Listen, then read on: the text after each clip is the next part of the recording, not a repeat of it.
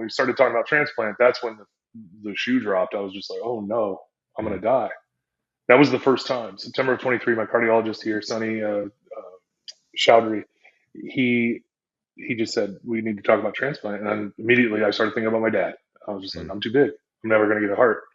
And, they didn't do a great job here at St. Vincent's convincing me otherwise, because when I talked to the surgeon here, as I went through the transplant process to be listed here at St. Vincent's, he said, me getting you a heart is going to be like winning the lottery.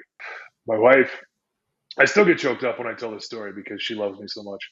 Mm. Um, she gave me a mental slap in the face. She said, "This isn't about you. This is about me and your children. What are you thinking?" And I Mhm. needed that because that was true. I was like, wow, I was being very selfish. I was thinking only about me and what I wanted to do. I didn't want to go anymore. I was so tired. I was mentally exhausted. There was no oxygen going to my brain or my body because my heart wasn't beating right. And so I was exhausted. I didn't want to do anymore. I was just like, I'm just done. The fight was gone. Mhm. And she reminded me it wasn't about me.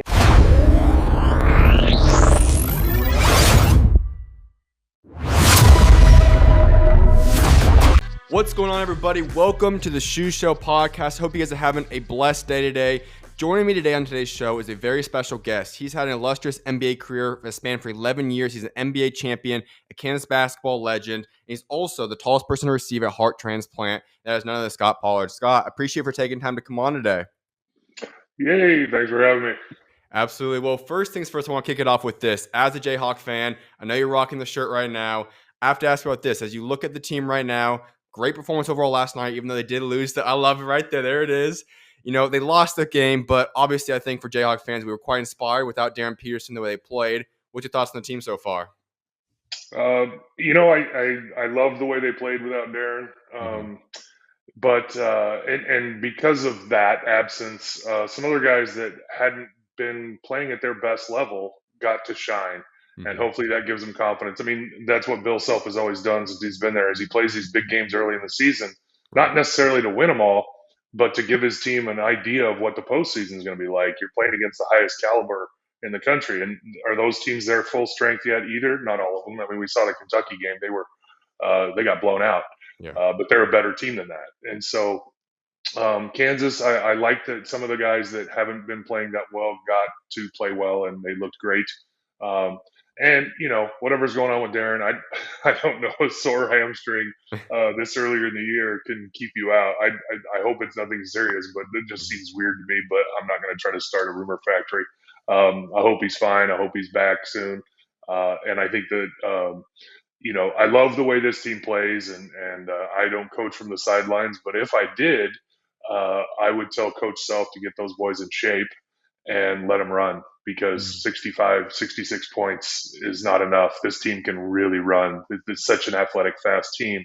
They have the ability, and they should be scoring at least 90 points a game, in my opinion, because they do that. They win by 20 last night. Yeah. Like that team, we committed a lot of fouls. When you commit fouls, it's because you're tired. You can't keep up. You're not in the right position, so you reach, and then Mm. you commit silly fouls, and that's why we were in foul trouble. So we had to go to the bench, and we learned a lot last night. So we'll see. I'm excited about this team, though.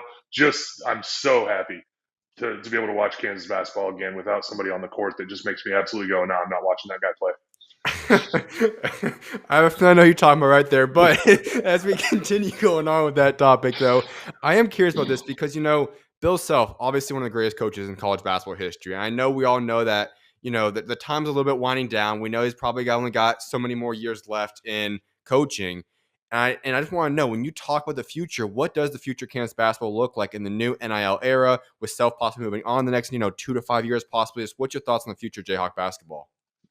Yeah, I'll quote the great Danny Manning. Kansas basketball was good before Roy Williams. Kansas basketball is going to be good after Roy Williams, and Mm. just replace that name with Bill Self.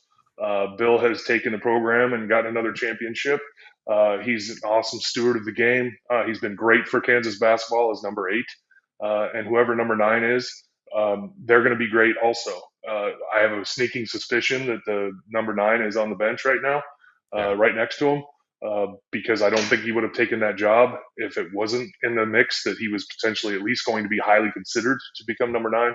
And if that's the case, then Kansas basketball is going to be in great hands. And with the NIL, people are like, oh, this and that, blah blah blah, with the roster changes.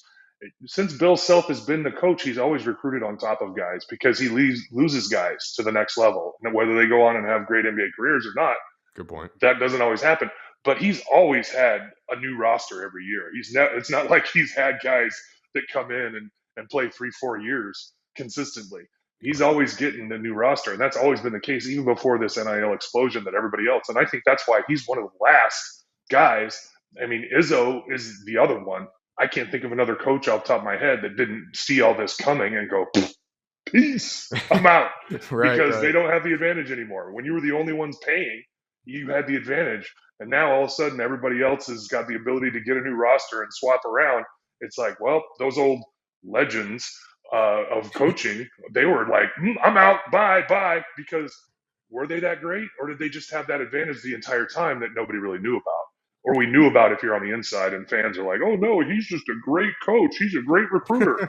Oh no, it had nothing to do with the guys getting brand new SUVs for coming to his college in 1995. Right. Absolutely. Well, I'm curious about this aspect because college basketball has changed so much since you obviously were there with the NIL, with obviously the new college realignment with conferences. Now you're obviously getting paid as well with shared revenue. When you just talk about the difference in college basketball, how much different is it from the days that you were playing there to what they're all dealing with now as a student athlete today? I think it's fair now. I absolutely would have made a ton of money in college. I texted my college roommate the other day. It was like, I saw a clip of a black guy and a white guy living together and just doing jokes about, oh, well, white people do this and the black people do this. And I was like, buddy, we would have made a ton of money in college. And he laughed. He's like, yes, we would have made a lot of money. I may not have even gotten drafted by these guys right there. Hmm. Because I would have made a ton of money. I was already in the video games. I was already being used. My jerseys were being sold as one of the highest selling jerseys and a team that was an incredible team. Right. Not saying I was above anybody else, but I was up there selling a lot of jerseys that I never got money for. So what's happening now is fair. It Amen. is absolutely it's chaos. I think the NCAA should have handled it better or just stepped aside and let colleges, the athletic programs form a different commission, a different league, or whatever, because they're rolling out of this has been awful. It's been atrocious, and it's Agreed. caused more problems than they needed to have. They could have done some really good research before they said, okay, we're going to make this legal, but here's the problem. Here's what we're going to see happen. And obviously, there's going to be a few missteps, but they just were like, here, go, and it's the wild, wild west. Yeah. Um, I think it's going to calm down. I think the transfer portal is going to calm down because the market itself, you're seeing guys like, because of the COVID year, that really changed things on top of all the other wild stuff. Right. Um, you got 26-year-old seniors and all that kind of stuff, or guys that haven't used eligibility and they're coming back from the G League. You know, uh, aside from that, but the transfers, the guys that are transferring 3-4 times, I think that's going to, the market will bear that it's not going to be advantageous to the athletes long term. I think that they're going to realize, you know what, I was fine where I was. The money isn't going to be much different at that new university, and I may not play. Just like the old days when you transferred and you had to sit out a year, or maybe you lose a year of eligibility or whatever, and you realize the grass wasn't always greener, you just weren't good enough. Some of that is going to slow down the transfer portal, in my opinion. I think the market will bear that out, and it won't be as crazy just because kids are going to find out. I probably just should have stayed where I was. I was getting paid. I was getting this and that, whatever. But I thought this college was going to offer me more, and it was going to be a better situation. And you end up playing for a coach that didn't really love you in the first place. Otherwise, you would have been there in the first place. Right. Oh, I do want to ask about this because you returned to Allen Fieldhouse, and there was a special standing ovation you got. Obviously, right after everything we're going to get into in today's show, but I just want to ask about that. You go back to Allen Fieldhouse, the fan base that loves you. What did that moment mean to you? It meant a lot, but I didn't want that. I had Mm. my time. I had my time of being, a guy that the fans adored, for 4 years. And back in my day, most guys stayed for 4 years, um, and I had my era. I had my time, and I loved being there as a college athlete. Uh, Kansas, they reached out beforehand and they said, we're going to do a little program. I was like, no, I don't want you to do that for me.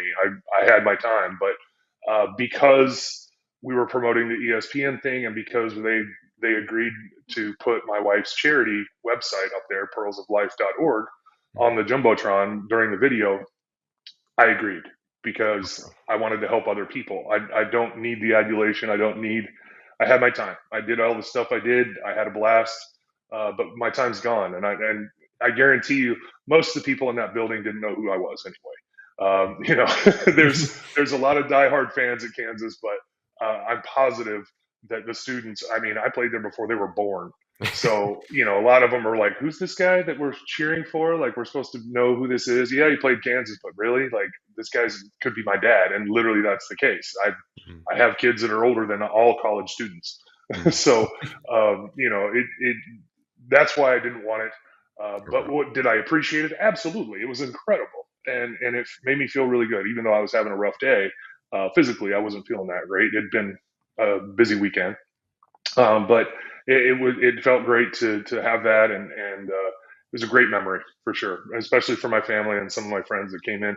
One of the cardiologists at Vanderbilt that helped save my life came in with his son. He was a Duke guy, Okay. and so we made a bet, like, if you save my life, I'll go to a game at Cameron, because I'd never been to Okay. Cameron, and then he'd never been to Allen Fieldhouse, the mecca of college basketball, and so we went to each other's college, and he admitted that mine's better.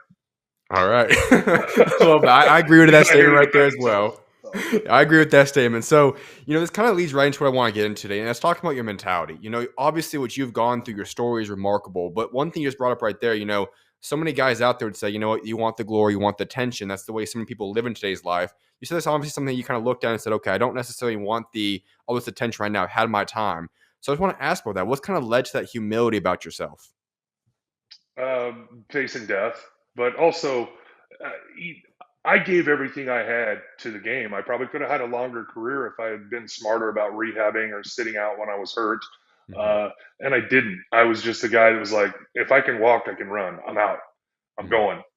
And so that's I didn't rehab very well. I didn't sit out long enough for a lot of things, and my body broke down. I only played 11 years in the NBA, and only is funny to me because the fact of the matter is, this is a crazy fact, but it's only been about 400 NBA players ever to play over 10 years. Yeah. So I'm in that club, and then even less of those guys were NBA champions, even though I was on the injured reserve while Boston won it. I didn't get to play, but um, that's. I think I could have played 4 or 5 more years had I been smarter earlier in my career, Mm. with rehabilitation and making sure that whatever was going on, I took care of. My back went out because of other issues lower down in my body that made me run different, and then I just couldn't rehab my back because the body wasn't working right, Hmm. which ended my career. But I gave it all. I was comfortable with that. I was peaceful with that. I made my goal. My goal was 10 years. I made it 11, and my goal was to be an NBA champion. My goal was to be a high school champion, and I could have, and we almost did. 2 years, two different schools, and college. All 4 years we had a chance. We played in the Sweet 16 all 4 years. So I was always on teams, except for my rookie year in Detroit. That was the only team in my whole life I didn't play in the postseason. Hmm. So I was always lucky, always on teams that had a chance, and we never did until my last year, and I couldn't even play. So I wear that ring for all those teams that coulda, woulda, shoulda, and I made peace with it. When I was done playing basketball, I was done. So I had my time. I felt like I gave everything to the game, and the game gave me so much that I didn't need the adulation anymore. Once I was retired, I wish, I love being tall, and there's nothing I can do about it. But since I've been done, I've wanted nothing more than to just be anonymous and just live life, because everywhere I go in public, I get to answer questions. And it's not fun. When you're trying to get your family from one gate to another in the airport, and people are like, "Hey, are you tall?" It slows you down and it gets old. It's Right. very tiring. Plus, fitting into an airplane is not fun. And every single person every day thinks they're the first person to go, "Watch your head! Whoa, you barely fit in here." It's fun. So Right. anyway, that part is part of it, that I just feel like I'm not like a recluse or anything, but I wouldn't mind not being famous or even recognizable just because of my height. People don't know who I am. Less and less, more and more these days, people don't know who I am, which is fine. But I'm still a monster. I'm huge, Mhm. so there's no hiding. So even if people don't know that I played basketball, they're like, "Were you a pro wrestler or something?" They'll see my tattoos and they're like, "Oh, dude, you're huge. Were you a pro wrestler or are you a pro wrestler?" Like, yeah, I'm 50. There's a lot of us. Um, but that's part of it. But then, yes, to answer your question with long form, um, it has been a long time where I don't need the adulation, don't want the adulation. But now, with the ESPN movie, my wife's charity, I am more than happy to be a spokesman again. I've been out, I've been giving speeches again, I've been doing appearances again. But now I don't take any money. I just say, hey, will you donate to my wife's charity, and I'll come for free. Mm, And so, as long as the charity can afford to get me there based on that donation, the charity that flies me out or whatever, to make sure that I get there for free, because we can't afford for me to just fly around and just give free speeches. mhm, Then that's what I'm living for with whatever time I've got left. This is bonus time for me. So mhm. there's no reason for me to be arrogant or expect me to have this or that award. I don't care about any of that. I earned everything I earned, and I didn't earn anything that I didn't get. All right, so you talked about your winning mentality, and there is something that's so significant about yourself. Successful in high school, you go to Kansas, you win a lot of games throughout your Kansas career, and then you brought this incredible stat there where you play in the NBA playoffs every single season except for your rookie year. That's something that very few players have ever accomplished. You always just had this winning mentality, and even you look at winning in life now, which you've overcome. Walk us through that because very few people have that level of winning ability throughout their lives. How was that instilled with you? Because it had to be from a young age. So how did that come and be a part of Scott Pollard? Well, it's a two-part arrogance. It's kind of a split personality. It's that arrogance that I'm the best and I'm going to make sure that I'm the best all the time. But Mhm, it's also the humility of going, okay, well, I'm very good at this, but that guy's better at this part.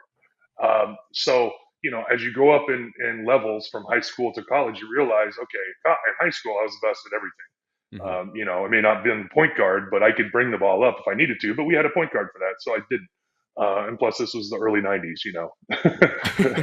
so I didn't do a lot of things that I was capable of doing in high school. But knowing that I was better at the stuff I did than everybody else, that's what I did.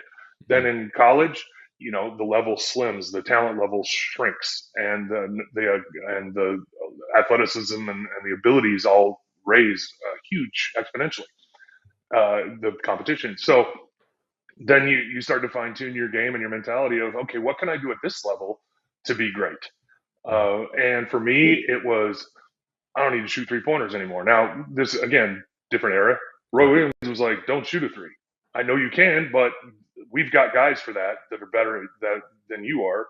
And I shot one my senior night, my last game in Allen Fieldhouse. I shot one, and I made it. So I have the highest 3 point percentage in the history of Kansas basketball.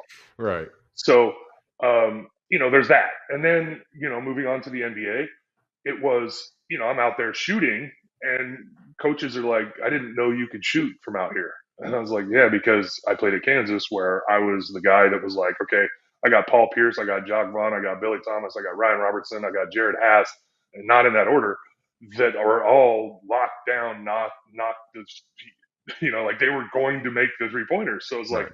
I'm going to get them open, and then I'm going to go down and rebound if they happen to miss and tip it back in because I can do that. They can't do that. Mhm. And so that was kind of how I learned and molded my mentality and my game there. Like, this is what I can do best to make Kansas the best I can make them. Right. And so it was the arrogance of knowing that I'm great at other things, but the humility of knowing I can do those things, but I can do these things better that make my team better. If I'm out there shooting threes, does that make Kansas better? No, it Mm. doesn't, because I don't shoot them as well as my teammates that are great 3 point shooters that can't rebound and block shots like I can. So same thing in the NBA. I get to the NBA and I'm shooting around, and I only had one NBA coach that really wanted me to shoot more, and it was Rick Adelman out in Sacramento, which was most of my career. 5 out of my 11 years were with Sacramento. I was young, I was healthy, I was a starter when Chris Webber or Vlade were out. Mhm. So that was the part of my career that I was the most effective. And Rick would always say, Scott, if you're open out there, shoot the ball, and I would, but they just didn't. Those opportunities just didn't appear. I wasn't going to force a shot because, again, I'm sitting there looking at Peja Stojakovic, Hito Turkoglu, Mike Bibby, Jason Williams, Chris Webber. I'm like, Right. I can go knock their guy down, and they're going to get a wide open shot, And if they happen to miss, I'm going to be right underneath the basket and tip that in. But so again, it went back to that arrogance of I know I can do those things, but it's the humility of knowing, is the Sacramento Kings going to be a better franchise? Am I going to get more playoff games out of this team if I'm out there shooting threes and trying to hope that Peja Stojakovic is going to go in there and tip it in if I miss? He's not going to. Nothing against Peja, just again. So that was my mentality. That was it. As far as being a winner, and it's hard. It's so hard. I saw a ton of guys that were more talented than me, bigger, stronger, whatever, faster, more athletic, that didn't last very long in the NBA because they couldn't get it through their head that their game didn't translate. They didn't make their team better by continually demanding the ball 50 times a game. When it's like, dude, you're playing with Tim Duncan. Like, he's going to get the ball. Like, you are going to give the ball to him. You aren't the best player on this team. F that, I am too. Like, and so there's that mentality that it is the arrogance that it makes you an NBA player. You have to have that mentality, that arrogance. That otherwise, you're not going to be able to be a professional athlete. That's any sport. But you have to figure out that humility that it's like, all right, I have to tap that arrogance down a little bit with the understanding that I'm going to help my team and be myself better by helping my team be better, as opposed to alienating myself and relegating myself to the bench and then out of the league because there's a slim margin for error in the NBA. Yeah, there's 1,000 guys waiting to take your job all the time, and so that's where you have to figure that out. And most guys don't. That's Yeah. why there's only been about 5,000 NBA players ever, because they don't make it for a whole roster season because they can't figure that out. They got the talent, but they don't have the mentality of, oh, I've got to rest. I can't just go party all night with all this new money I've got. No, you can't. You're going to be hurt and you're going to be out of the league. And I tried. There was a couple rookies in my time that I was trying to, like, they wanted to live the life. It's like, you haven't earned that life. You just earned the right to be here. You haven't earned the life. Do that life when you're done playing. If that what makes you tick, makes you happy, do that when you're done playing. But right now, you can't be out partying. You can't be out doing all that stuff. And I think the league has changed. Kids have gotten a lot smarter now. But also, there's cameras everywhere. Can't go out and do all that dumb stuff now that the players in my era and before me did when there was no ramifications unless you got arrested. There was no publicity, and not everybody had a camera. If they caught you walking out of this club or that club or whatever, drunk or puking on the sidewalk, I didn't do those things, but I know they happened. Yeah. And so those things happen less because players just can't. They don't have that ability anymore. They can't because there's cameras everywhere. Everyone's got one, even if the club doesn't or the restaurant doesn't. Everyone in it does. Why do you think it is so difficult for players to come to that realization? Because as you said, there is that mentality where you say, okay, I'm going to be the best. It's the only way you can get to the NBA, the NFL, whatever it is. But still that humility to say, you know what? There's only that 0.10001 of those legendary superstars that demand the ball are those guys. You have to find that role, that balance that you talked about. And we know it's history. We've seen what works, what does not work. Why is it so difficult for so many athletes to come to that realization and kind of humble themselves and say, you know what? I'm going to embrace my role and excel in this to help my team win, but also help my life out. It's ego. That's it. It's ego. That's the short answer. One word: ego. They can't figure it out. They can't understand that somebody's better than them. They think I'm the next Michael Jordan. I'm the next LeBron, which is what gets them to that level. But that worked in high school. That worked in college. And now you have to understand there's a handful. There's not even one on every NBA team that's a generational talent. And so they're all fighting to be that guy when they're not on the team with that guy. And so sometimes, and I've seen this too, where it's like, damn, that guy is the best player on this team. But the quote unquote best player on the team has a 7-year, $200 million contract. Yeah. You're not playing over that guy. At some point, there's a business decision.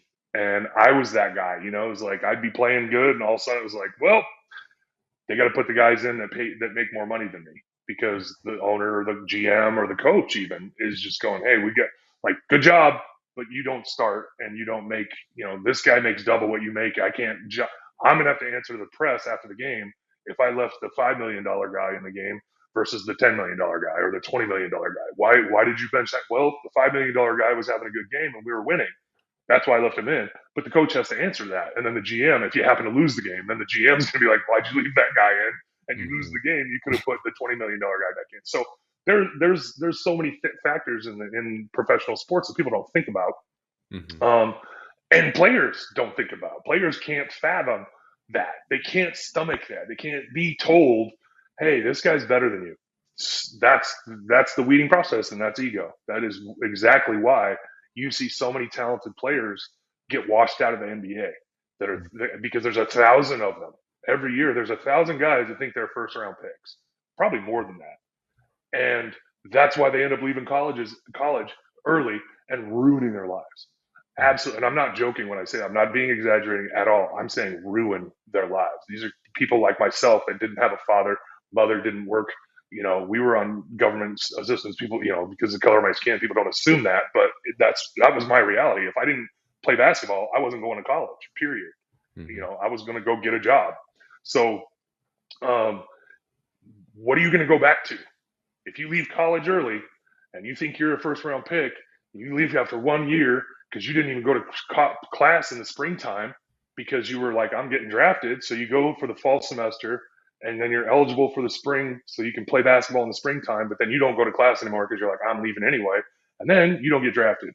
You don't even get to the G League. In my era, there wasn't a G League Yeah. and there was no backup. So it was like, I'm not going to go overseas. I don't know any other languages. I'm not educated enough to consider going and experiencing another culture. Very few American guys can go do that. The Europeans go from country to country all the time. They don't mind because they know how it is over there. It's smaller than America. Mm-hmm. But Americans don't think of that way. We're thinking we're in the best place where the best players are, which is true. The NBA is the best league, Yeah. but there's only 450 spots. Good point. Yep. And there's 1,000 guys every year that think they're going to get one or two. Like there might be one or two that are open, and that's it.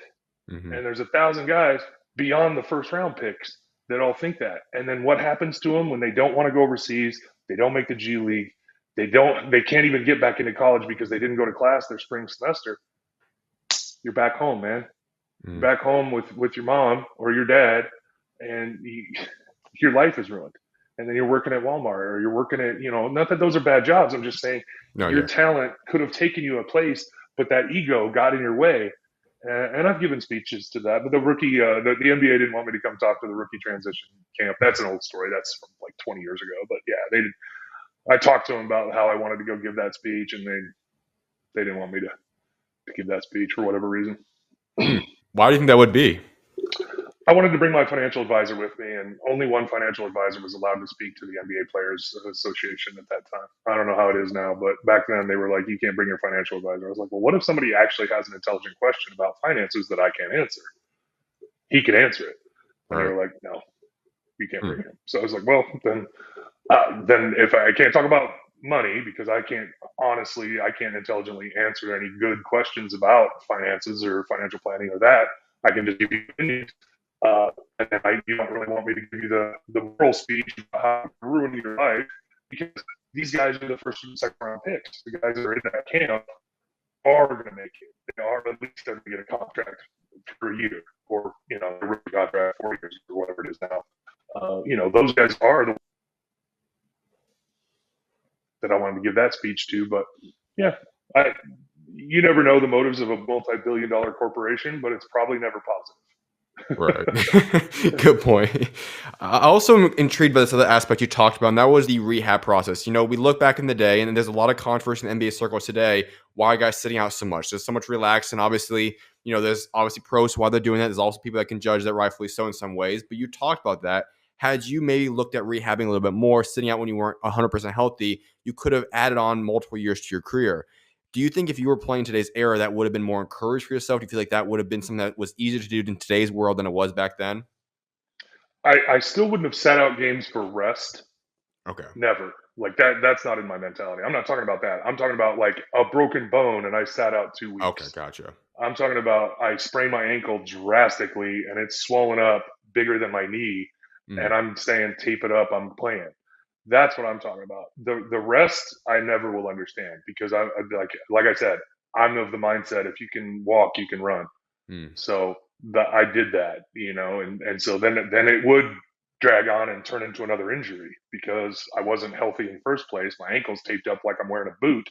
So I'm running differently, and all of a sudden my knee starts hurting or my back starts hurting. It's like, why is that? Oh, because I'm wearing a boot on one leg. That wasn't intelligent, but it was me making those decisions, even though I was being told, no, that's not a good idea, and I don't really want to do this. But I was like, we're undefeated. This is my senior year. I was like, I rolled my ankle really bad at Baylor, and we were playing on Big Monday, the next game, 2 days later. And I said, wrap it up. And they were like, no, you're not playing. I said, wrap it up. And I wrapped it up like a boot. And all the pressure went to my forefoot. The next day, I'm walking home from class, and a friend of mine was walking with me, and the middle bone, the longest metatarsal in your foot, Mm-hmm. snapped. And my friend was like, what was that? I was like, oh, I think my foot just broke. And so I just walked over to the training room, and yeah, my foot was broken because I had him wrap it up because we were playing Big Monday and we won and we were undefeated. And so I wasn't about to not be out there, and watch my team lose, which I ended up doing when I was out. We went to Texas Tech after that and won, but then we played at Missouri and we lost in a double overtime game. One of the greatest college basketball games of all time, by the way. If you have time, look it up and watch that one. Ray LaFrance was absolutely magical in that game. Mm-hmm. Double overtime against Missouri, which at the time was actually a rivalry. Now they're trying to rekindle it, but when you're not in the same league, it's not the same. But Agree. yeah. So what happened in today's society? Because I do agree with you 100% that we see guys of your mentality and so many other guys from that era just think differently. They work differently. In today's era, obviously, there's a very, very slim amount of guys that still have that same mentality as had. How we've gone to this place, whether it be as a society or athletes at large, where they say, okay, we're going to prioritize rest. We're not going to go work with the same mentality. We're just making sure if we're able to walk, we're able to run. What happened to the mentality there? Um, I don't know. I mean, part of it you could say grumpy old man in response. Oh, kids today are soft, um, and I think that's part of it. I think part of it also is they do have access to more information than we did. They've got 24-hour computers in their pocket all day, every day, Mm-hmm. so they can read things and be distracted by things and different mentalities towards sports performance. Whereas like we had a trainer and you just listen to the trainer, and then there was the weight coach, and you listen to him, and that's what you did. And now it's like, well, I've got my own trainer on top of the team's trainer, and the team actually pays my trainer to fly everywhere we go, and he gets to ride on the plane with us. And so I don't have to listen to the team's one. I've got my own. Right. And he's telling me that I'm about to have an injury, so I'm going to sit out. There's all kinds of excuses or mentalities you could talk about that. But I think the weird injuries that are happening in this era are from overuse. I think that but it's not the NBA. Mm-hmm. It's AAU. I personally think AAU has destroyed basketball in America. Europeans don't come over and tear their Achilles. Why? Because they're European leagues. They practice 6 days a week and play twice a week. Mm-hmm. We do the opposite. We have no practices, and we've got kids playing 800 games in their high school days, traveling and playing 800 games in Yes. their formative years while they're trying to grow from a normal sized human being to a giant. And then you wonder why at 21 this guy ruptures his Achilles. Mm-hmm. I can tell you, it happened 5 years ago when he was playing 100 games a year while he was growing 5 inches. That's when it happened, and that's when overuse happened. And now you wonder why his soft tissue isn't strong as it should be when he's done growing and he's a full man size and he's putting man pressure on that thing day in and day out. So I think that's why the players now are having these weird injuries and why the threat of them is causing players to have that softer mentality. Well, I've got to rest. I'm tired. I don't want to get an injury. And it's like, yeah, it's because you played too much when you were growing. And Mm-hmm. and the risk is different. I didn't have the risk of those soft tissue injuries that they do now because my parents were not, number one, we couldn't afford it. Number two, I wasn't allowed. My dad played basketball his whole life, and he was like, "You're not going to travel. You don't need that. If you're good enough, you're good enough. They'll find you," and they did. Right. But I know that the world has changed. I know that I'm speaking from 50 years, or not 50, but 30-year ago mentality. But it doesn't mean I'm wrong. I 100%. know about the human body. I know about growing from being 6'2" in seventh grade to being 6'11" at 16 years old, and knowing that at that point my body needed rest. And Mm-hmm. then those years is when I needed to play basketball as much as I could, but not 100 games a year. I played 35, 40 games a year. In the off season, I played volleyball. Then I played beach volleyball in the summer. Being in San Diego, there was 6-man volleyball was a high school sport. I surfed. I did all kinds of different things to not overuse one part of my body or one motion in my body. And I credit that with why, when I got to the NBA, I was healthy as I could have been. But the problem was my mentality of when I did get actually injured, not hurt, but injured, I didn't give myself the rest I should have. I'm a big advocate for everything you said right there. I've been a very big advocate for the whole AAU situation. I'm completely in agreement with that. I think it has destroyed basketball in America specifically. And so I'm interested to hear that your take on this aspect. If you were, and it's not going to probably happen, but if you were obviously in charge of everything from the AAU circuit, or at least under, before college days of development, how would you fix this? How would you change this? What is the right thing that they should do to help American basketball get back to a healthy standard for kids? Talk to parents. Mm. That's it. It's fear. It's all these parents that never played sports that think their kid is the one. If you think about it, there's going to be a few thousand Division I college basketball players. Let's just keep it with men's basketball. There's going to be, I don't know, a couple thousand of them. There's not enough of them to justify a nationwide AAU travel circuit without all of the other dumbass parents that think their kid is special and they're willing to pay in. Mhm. So it starts with the parents. You can't argue. You can't get mad at the coaches for going, "Hey, your kid's special. It's only $3,500 a month for me to train him, or for me to put him on my team, and we're going to go to Oklahoma from Kansas. We're going to go to Texas from Illinois, and we're going to play the best in the country, and we're going to showcase your son, and he's going to get a scholarship." Meanwhile, 99% of these parents are paying hundreds of thousands of dollars from seventh grade on. And I've had parents try to get me to train their kid. I'm like, neither one of you played high school basketball. What makes you think your son has any chance at all?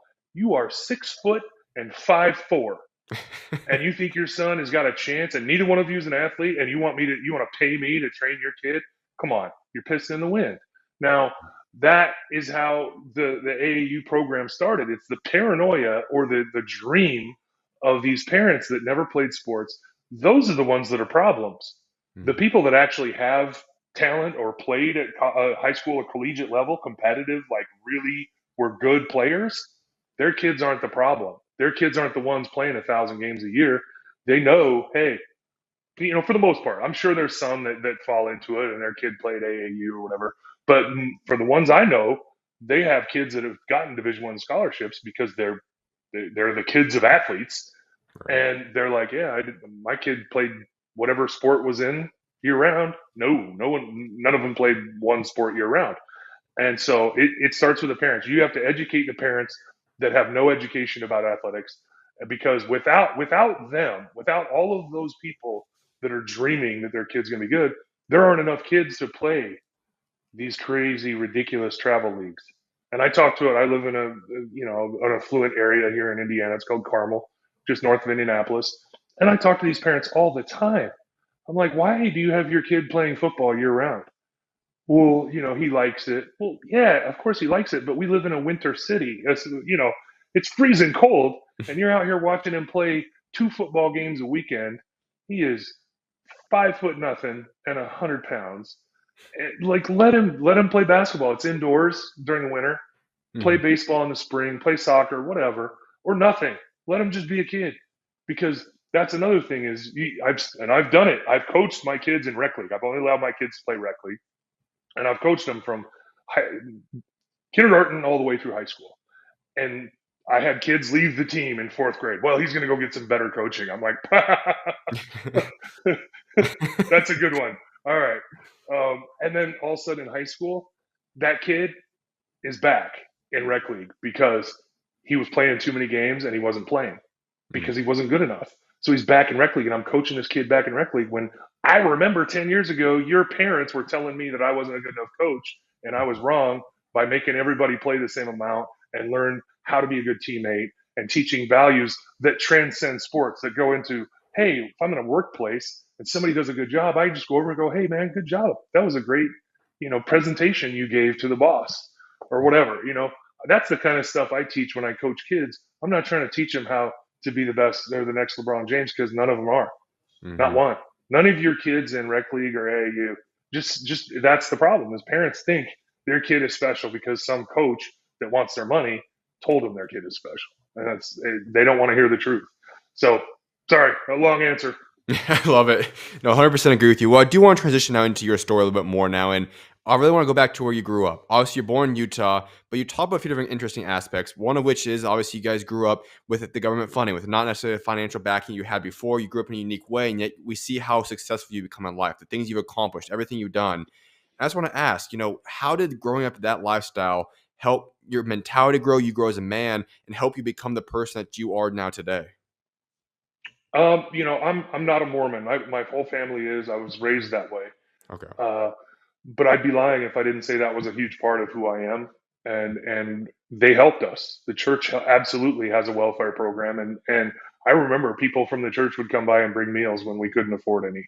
And I know that there were times where we got money dropped off during the holiday season. Right before Christmas, it was like we weren't getting Christmas gifts, and then all of a sudden, I remember this one time specifically. There was a big wad of cash that someone doorbell ditched us and just left an envelope full of cash for Christmas. And, we cried about that because part of it is, the appreciation, of course, the gratitude, but the other part's being that's embarrassing. It really is, when for your parents and as a parent, you don't want to have to accept charity to be able to give your kids something.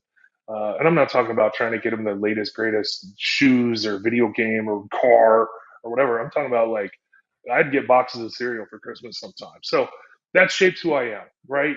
When you come from that, and you come from that mentality of all of a sudden at 16, I'm a sophomore in high school. My dad died, Hmm. and all of a sudden the breadwinner who wasn't doing that great for the last couple of years of his life anyway because he was sick is gone, and then my mom who was already unable to work. She's been disabled my whole since I was a kid, and so I'm in a household, and then my mom had to go live with a brother. And so my junior year, my sophomore year, we finished the year, and then we didn't have any money to pay rent. So my after my sophomore year, my mom went to go live with a brother. And my junior year, I lived on couches. I went and slept with not with but at people in the church would take me in, friends would take me in, and I just kind of would couch surf. And I had a bed. I'm not saying I was sleeping on the floor or anything, but so I have that gratitude and that perspective of it takes a village. You can't do everything by yourself. I'm very grateful for all those people. I couldn't name all of the people because I don't even know some of the people that helped me out as a kid when my family was not doing well. And so, um, you know, it it, uh, it makes you humble, and it makes you realize it takes a village, and it makes you have a personality of gratitude. It continued with Roy Williams when I was at school. We were forced to go shopping during Christmas season, and we'd go to Walmart and we had a budget, and we'd go shopping for a family, and then wrap the presents and go give them to them. And so charity is something that's been ingrained in me because I was a recipient of it as a kid, and then as an adult, it formed, and it's been something we've always done. Every time I've lived in a city, I've always been part of trying to do something in the community to help the community, and so that's where that came from. So I want you to elaborate now on the charity aspect, because now that you are in the position you are today, and you talked about earlier how you like to go out speak at events, and obviously you're not going to take money for it other than just obviously travel or whatnot, being able to give back the way that you do, and then for your wife's charity as well, just talk about what it's like to be from both your guys' positions now, being able to give back and help out as so many people did for yourself when you were younger. Well, and 2 years ago, a year and a half ago, uh, I we were planning on being in Tennessee for 3 days while I was undergoing heart testing. Day two, they kept me in the hospital and said, "You're not leaving here without a new heart. You're too sick." Mhm. We ended up being in Tennessee for 3 months. My wife was like, "We have kids, we have a house, we have a cat in Indiana," Yeah. and so we were blowing through money to just manage that. And then all of a sudden the medical bills hit that my insurance is, covering all of it eventually, but they didn't cover our rental of our apartment that we had down there. They didn't cover our food and everything down there. So we had to. A friend of ours did a GoFundMe, and I was like, no, no, no, don't do that. But it really saved us. We were at a point we almost had to sell our house here in Indiana because the stuff was piling up, and it wasn't just medical bills because my insurance covered most of it, but it was that plus living in another state and my wife not, she's a realtor, so she was working and she was doing some deals from Indiana on her laptop, but still managing childcare and all of that stuff was incredibly stressful and missing bills here and there. So uh, that was also an impetus and is the cause and is the mission of my wife's charity, Pearls of Life. Mm. And so it is. We've already given. We've raised enough money that we've already started giving donations. One of them's to the Joe Beretta Foundation, which is building a house down in near Vanderbilt, because he was a heart transplant recipient there, and he's passed now. But his family runs it, and the Pearls of Life has made a donation to them to help with that because a lot of the transplant centers. Sorry, this is kind of trying to throw a lot at you in a little amount of time, but a lot of Oh, transplant good. centers have hospitality buildings where Mhm. there's a bed and a kitchen. Well, we have a family. What do families do? We can't share a bed when my other kids would come in, all my kids would come to visit. We had to rent an apartment for people to come stay at. Like there was no room. It was one bed in the hospitality place at Vanderbilt, which, and by the way, it was full. Mhm. So we didn't even get one anyway, but it shared a kitchen. And I was like, my kids come visit. I got four kids and one of them brought their boyfriend. So I'm like, what, who, where are all these people going to stay? So my wife rented a 2-bedroom apartment across the street from the hospital so that people could come visit and stay for more than, like a night even, because Mhm. hotels, forget that. You try to get, 10, 15 people will come to visit, at different times, and they can't all get a hotel. And so we were on an island down there, and so these things piled up. But the Joe Beretta house is going to be more for families because, obviously I'm not the only person that's ever had a heart transplant. There's a ton of people that get organ transplants, and we're thinking more of the line of, what if one of your children is born with a genetic issue and you have to travel for transplant? You gonna leave the whole family at home? I mean, you got a 2-year old or an infant, that's got to get a kidney or they're gonna die, and you've got to go be in a different state. So that's it's not going to work. Those hospitality places, which are nice and they work for if you're just one caregiver, your caregiver can stay there, and then when you get out of the hospital, you can stay there with your caregiver, and that's manageable. But if you're young and you have a family and you have two, three, four kids, those situations aren't going to work. So Mhm. that's where Pros of Life comes in. Not only is it educating people about the myths and about organ transplant, but also to help people that have to travel for transplant like we did, because you know we've learned a lot more about everything regarding transplant than we ever wanted to know. Just Mhm. like when my wife was diagnosed with cancer in 2019, and we needed help from other people, I needed help from other people to help manage my house, and we didn't have to travel. And she just had surgery, and she's fine. It's been 6 years, and she's cancer free. But you know, uh, it takes a village, and so when you've had the life experiences that my wife and I both have had, the relationships that we've had over the years, and not being Indiana natives, either one of us, it's just always been important to us to give back to the community that we're in to try to help make other people's lives easier because we've been the recipients of that. We've needed that help ourselves. When you've had experiences that can with terminal illness, and then you beat it, it takes a village. And so we've both been in that situation. Her first in 2019, and then me in 2024, and still now for the rest of my life. Basically, it's like I traded one terminal disease for another, um, in the form of immunocompromised living. It's you realize that you can't do it yourself, and so that's the point of Pearls of Life, is to help identify people that may need to travel for transplant, that a normal, just a patient and a caregiver situation, which the hospitality houses that most of the major transplant centers have, which they're always full, there's never enough room. But also, if you have a family that it's just not working, it's not going to work for you. So people that have to travel for transplant and may have those expenses that are associated with it. They shouldn't have to figure out a way to leave their kids home and just have one parent go with a child that needs a transplant, and then all of a sudden their kids, don't know what's happening with their sibling, Mhm. where they could all be in the same area, even if it's just for a short term. We're not trying to say, oh, we'll pay for you to move. But like we were there for 3 months. I was stuck there, even though I was only in the hospital for about 28 days. I Mhm. had to be there in Vanderbilt or in Nashville afterwards for 2.5 months because I was at the hospital every day doing rehab and testing and making sure that I wasn't going to keel over, that I was healing okay, and all that kind of stuff. Because I don't know if you've heard, but heart transplant's not a really minor thing. Right. That's a fact. All right, so I got a few things before I let you go, Scott. And one of them is this. And so you talk about the genetic aspect about this. Obviously, your father dealt with the situation. He was too tall to have it happen. And so your whole life, and I think it was a quote you actually said in another interview before, was that you always had in the back of the mind that this could have happened to you someday in the future. And so obviously that's something that I know it had to be a little bit traumatic, a little bit worrisome for yourself your whole life. And then 2021 happens, you get the virus, and all of a sudden it starts this whole snowball effect, which ends up coming to what we just talked about. I just want to ask, this news comes to yourself, and you know that this is now the shoes you're going to be placed in. What's going through your mind at that point in time? Well, for the first 3 years after being diagnosed, all the way up until actually no 2.5 years, it was September of 23 when my cardiologist finally said, "Hey, we've done everything we can do. Mhm. We need to start talking about transplant." Up until that point, uh, I was thinking, okay, we'll beat this. I'm an athlete, you know. I Yeah. need some rest. I'll walk when I can. I'll do some stuff, and this heart will heal, and I'll be okay. And the medicines will kick in. But we tried everything.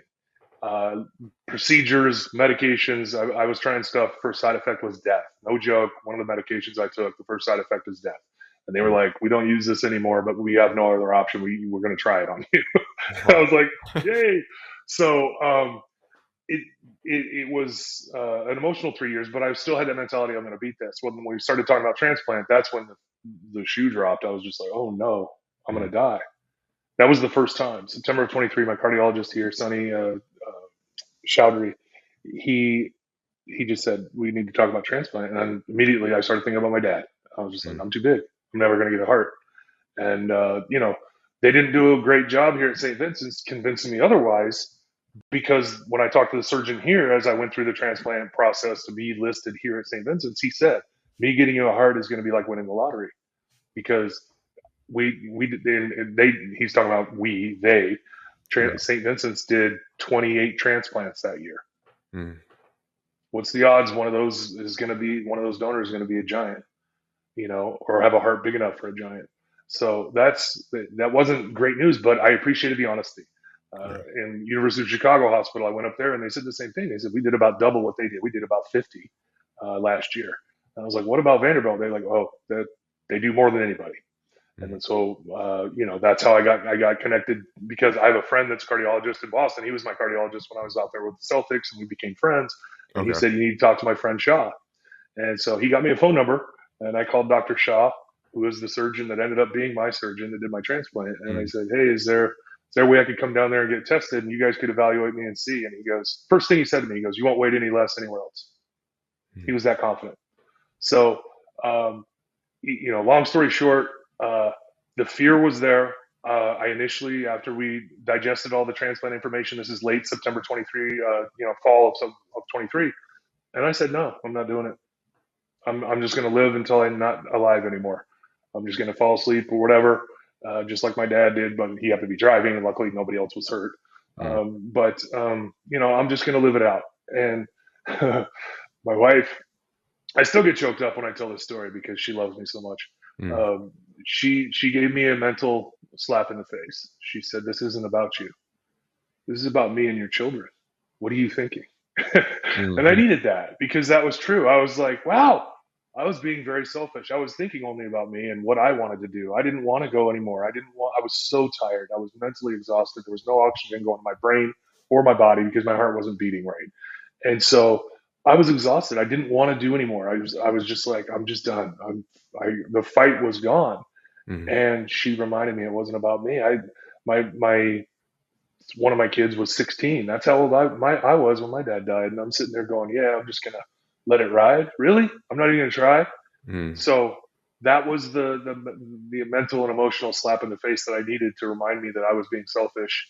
And then we went full in. I got listed here. I got listed in Chicago, and then went to Vanderbilt to get listed there. And they said, "You're not leaving. You're too sick." And I didn't realize how sick I was until I woke up from the transplant. Once I finally got the heart, I woke up. I was like, and I didn't feel great. I'm but sure. but my mind, I was just like, that was the first time in my life that I was like, or during that process that I Right. was like, oh, I was close. Like I knew I was sick, but Mhm. I didn't realize how close I was. I was very close. I don't, in my opinion, on my professional medical opinion, uh, I don't think I had months left. I don't think I had, I think I had weeks Mhm. before this heart, my original heart was going to give out. I didn't have much longer. After I woke up, that's the first time I thought that.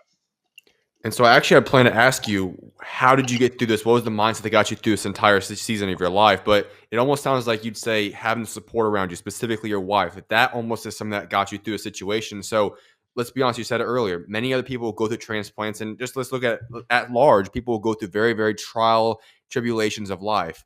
What is the most important thing to help you get through these tough situations, seasons of your life? I mean, part of it is that athlete mentality of just going in and working your butt off, doing what the doctors are telling you to do, making sure you're diligent with the routine. And I have this routine now for the rest of my life. I have to take pills every 12 hours to keep my immune system in check. Mm, You forget those, you can go into rejection. And for me to go into rejection, I'm back at square one. If this heart starts rejecting, I'm back in the hospital and hoping that some other angel out there is going to pass away at the right time for me to get a heart big enough for this big ass body. So mm, that's a huge fear for the rest of my life, that to go into rejection. And there's people that follow all the rules that go into rejection. So there's that, but it does. It's that, I keep using the term, it takes a village, but yeah, it was my wife. It was my caregiver.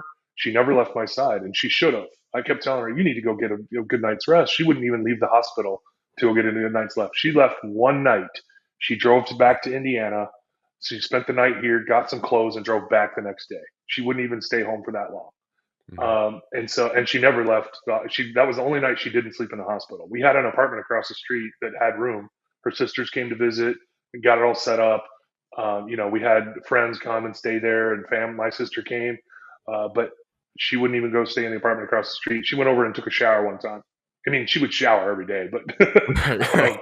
but she that was the only time she would leave. She'd leave for maybe an hour and then come right back and stay in the hospital with me. So there's that, and that was inspiration. But it was my own mentality of being an athlete and having positivity. And I tell people, it was my wife, but I talk to people a lot. People reach out to me online, and I don't get back to everybody, and I apologize for that. But there's just, sometimes I'm just not feeling well, and sometimes I'm just too busy. As weird as that sounds, as somebody that's mostly homebound, um, I just, I counsel people like, hey, you've got to have a positive mentality. It's not easy, and even after transplant, it's not easy. Mhm, I was just in the hospital last month for 4 days because I pushed it too hard, and I was around too many people, and I got three different bugs in my system, and I thought, oh, I was feeling good up to that point until I started getting sick, and then I was on a good run, so I was like, oh, I'll get over this.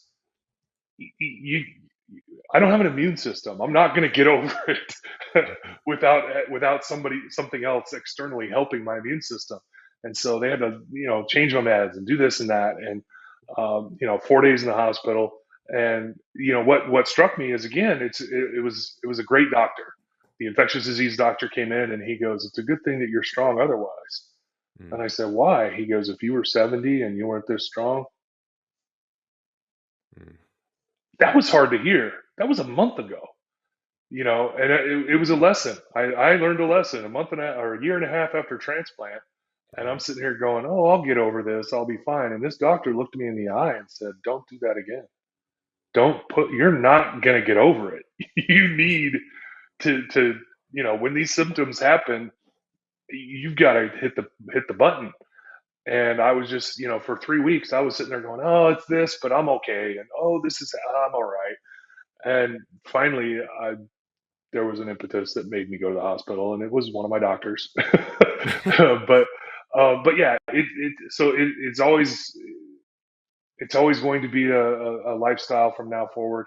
Uh, but getting through it was two things. It was absolutely my wife's love, my kids' love, my friends that helped us. And again, can't name all the people that Mm, helped us through this whole transplant thing.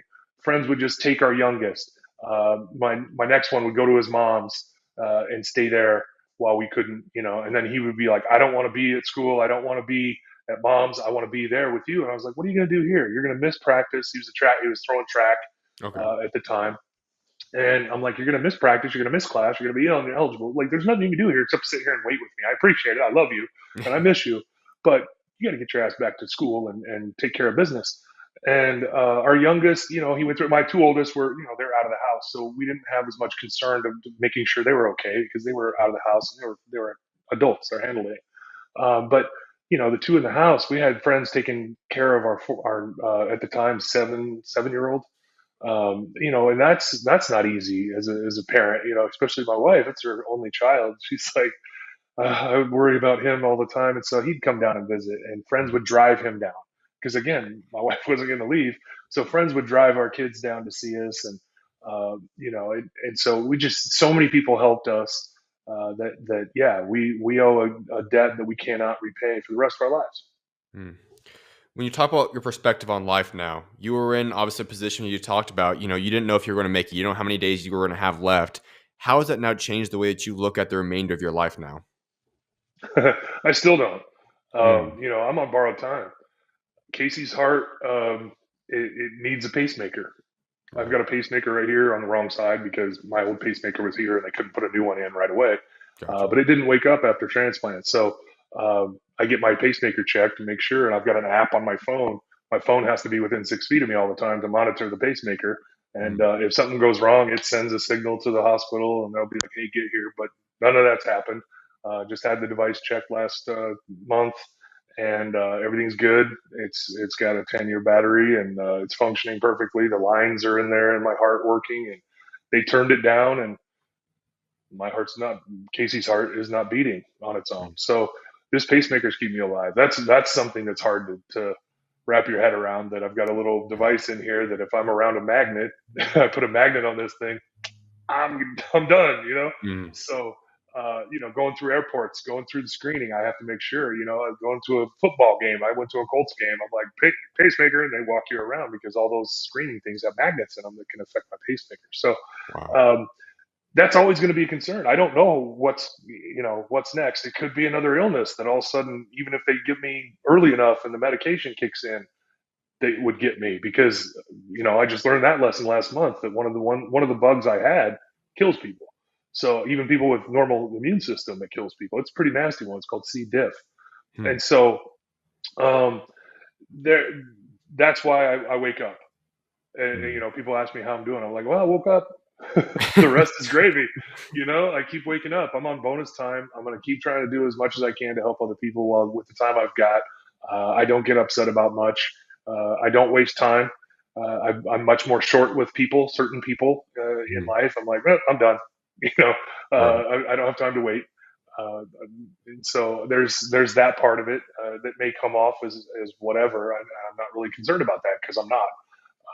But I feel like, you know, if we can afford to take the trip, we're going to take the trip. If we can afford to, you know, have a nice experience, we're going to do that because I'm about memories now, uh, more than any other time in my life, and I've always been about memories with family. But more than any time in the past, I'm all about memories now, where I just want positive times with my kids with the Mm. time I got left, and you know, my biggest goal now, honestly, and this hurts to say it, but we've got a 9-year-old.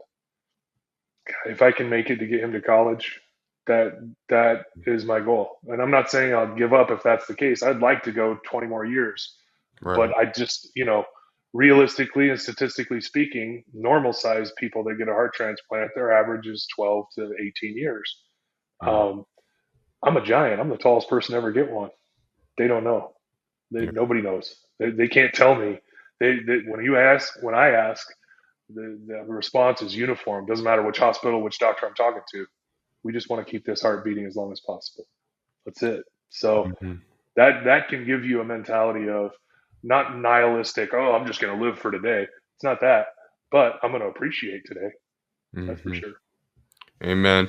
Well, I've got two final questions for you, Scott, and one of them is this. I feel like it's not talked about enough the impact of donors, and it's a very simple process to be able to make yourself available to do so. And you've obviously experienced the blessing of what comes from that.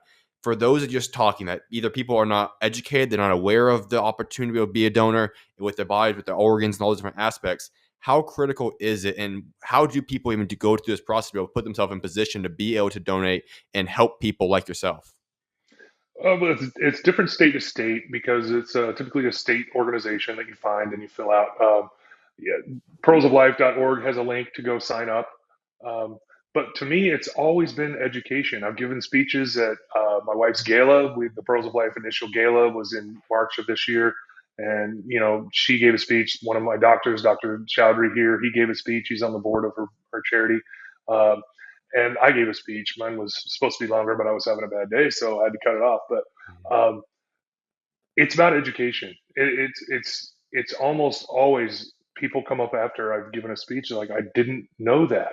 I always thought this, and that's why I never was considering becoming a donor. And now I'm signed up. I signed up while you were talking because that was a thing. And Dawn's speech is her experience. One of the components of her speech was just so powerful, and it is when she says it, it's way more powerful. But she's sitting there in the hospital in Nashville, Tennessee, not a donor, praying for me to get a heart, and she felt like a hypocrite.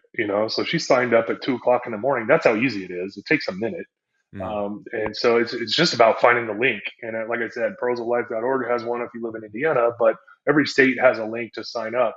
Putting it on your donor's driver's license, we have heard that doesn't always give you a registration with, like, if you go to a hospital, it doesn't always pop up if it's just on your license. If they see it, great. But if they don't see it on your license, if you don't have your license with you, they won't know. Uh, we've heard that. I don't know if that's a fact statewide or nationwide, okay. but I've heard that.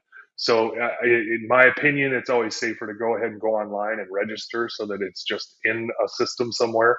So that Mm, if you end up going to a hospital, they can look it up and see.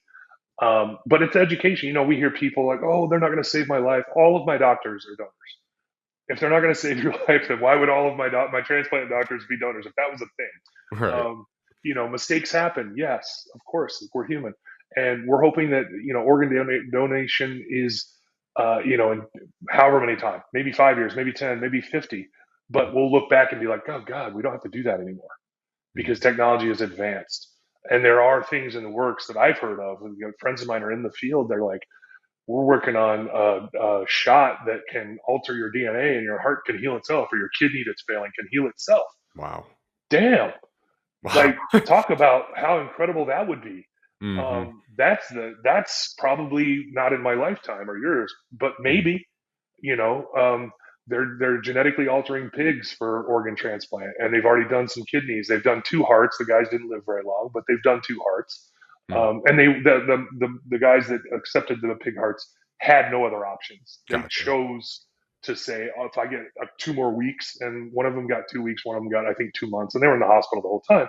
But to advance science, they volunteered because they had no other options. It was, you're not Mm, getting a human one. You're too sick otherwise, so you're not going to get a human heart.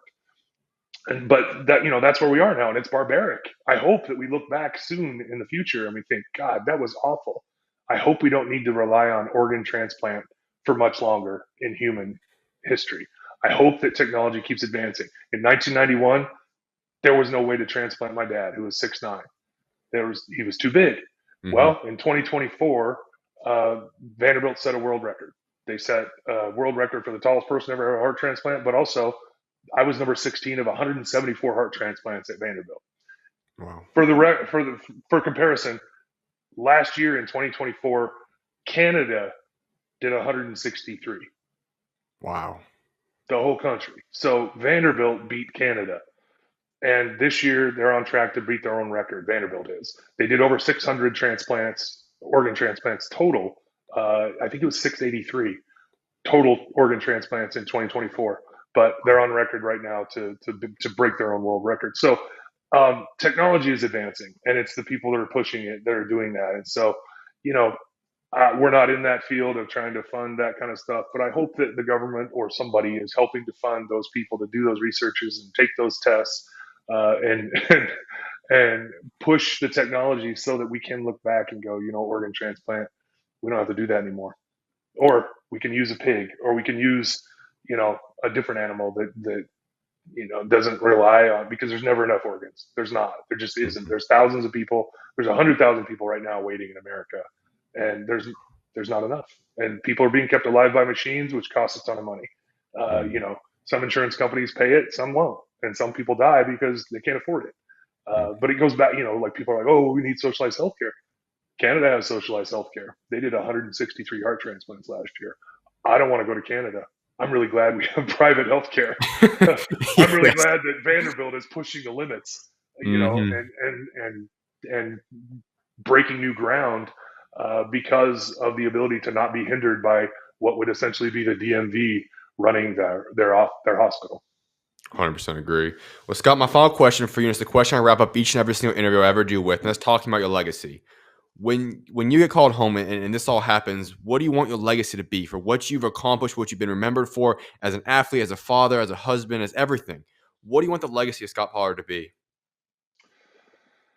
Oh, we'll find out. You don't get to determine that. What other people think of you is what they think of you, Fair enough. and that's true while you're living. And so, when I think back at my dad, he wasn't perfect. He was far from it. But everybody liked my dad. Mhm. I never had anybody come up to me and say, "Man, your dad's a dick." Everybody was like, "Oh, Pearl, man, he was just a big old, like, he would either tell stories or tell jokes, and everybody loved my dad. Like, it was always positive, and it wasn't just because he had passed away. Like, this was before he was dead. Mhm. Like, he was still around, and I would hear these stories. So it wasn't posthumously that people were like, "Oh, just trying to say, something nice about the guy that just died." Right. Um, that's a legacy. I don't care as much about the basketball stuff because I wasn't a basketball player. I was a human being that I happened to have a particular mentality that I recognized what I was good at, and I went and did that thing to the best of my ability until I couldn't do it anymore. Mm. It could have been acting. It could have been engineering. It could have been this, but I recognized my ability, and I was like, I've got four brothers that are all my height. Three of them are taller than me, so I'm small in my family, and so it wasn't just the height. It was me getting that fire inside of me and realizing, okay, I'm really good at this, and I'm Mm. going to do that. So that part, more than what the basketball was or what that happened, uh, what made it happen. I want my kids to think or to discover what it is that they're going to be good at and just be the best they can be at it. And when I tell kids that, when I give speeches, or adults, I give adult speeches at corporations too, and I tell them, push, figure out who you are, Mm. figure out what you are the best at, and be great at it. Be whatever you are, be the best you can be at it. Mm. And if that is what people talk about when I'm gone, that he did, he had what he had, but he did the best he could do with it, that's fine with me.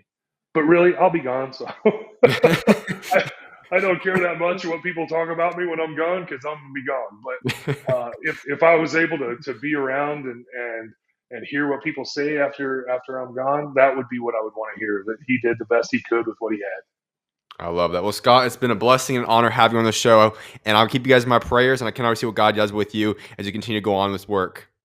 All right. Thanks a lot, Zach. Of Thanks for course, having you're me always on. welcome on. God bless. That's the final bell for today.